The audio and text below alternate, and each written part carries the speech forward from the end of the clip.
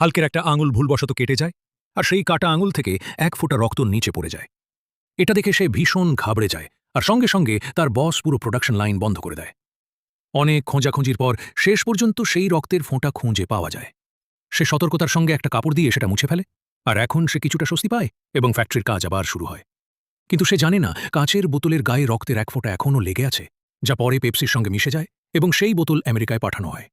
সেখানে এক বৃদ্ধ সেই বোতল তুলে নেয় এবং 1 চুমুক খাওয়ার পরই বোতলটা তার হাত থেকে পড়ে যায়, কারণ সে গামা রেডিয়েশনের অসুখে আক্রান্ত হয়ে পড়ে। আর এইভাবেই জেনারেল রস হাল্কের অবস্থান ওই কোল্ড ড্রিঙ্কের বোতলের মাধ্যমে জেনে যায়।